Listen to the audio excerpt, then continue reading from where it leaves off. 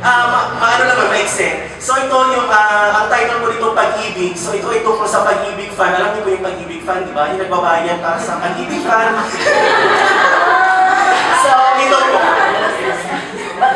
Sure ka? Oo. Okay lang yan. Pumunta ako sa Al-Kubar. Ang Al-Kubar ay isang lugar sa Saudi Arabia. Kasama ko ang aking boyfriend na Arabo. Doon lang kasi sa Al-Kubar ang isang opisinang tumatanggap ng contribution sa Pag-ibig Fund.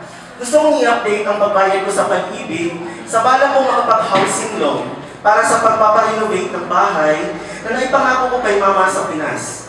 Walang opisina o isang lehitimong monitor ang Pag-ibig sa Jubail. Ang Jubail, doon po ako nagtatrabaho. Ang layo ng Kubar sa Jubail ay parang Manila papuntang Gapo. Humigit kumulang 100 kilometro o di lalagpas ng 2 oras ang biyahe. Pagdating ng checkpoint, hinarang kami ng mga pulis. Duda sila lang na mapapansin nilang Pilipino ang kasama ng Arabo. Mainit sa kanilang mga mata ang walang balbas, malinis at maputi.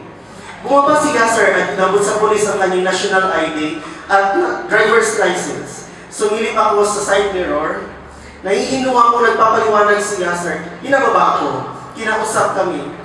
Itinanong kung saan ang punta, kung anong oras ang balik, kung saan nagtatrabaho. At may pinulong sa kasama ko. Hinila ako ni Yasser pabalik ng kotse. Ipaliliwanag niya sa akin ang gustong mangyari ng pulis. Inabot niya sa akin ang kondom na galing sa kanyang wallet. Wala akong choice. Siya na mismo nagbigay ng unang hakbang. Sumunod ako sa napag-usapan. Bumaba ako ng kotse. Dumiretso ako sa police post. Alam ko na ang mangyayari. Tansya ko hindi na umabot ng 3 minuto.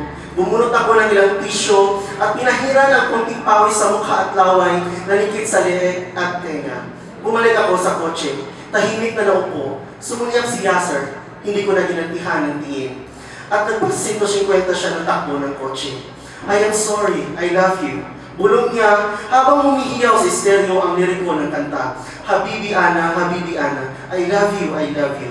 Paborito namin ni Yasser yun kapag tinutugtog at sabay pa kami kumakanta. Pinatay ko ang stereo, putang inang pag-ibig na yan, paghihimagsik ng isip ko. Pero kailangan ko bayaran ng aking Pag-ibig fund. Malayo pa ang aming pupuntahan, may 5 checkpoint pa sa unahan.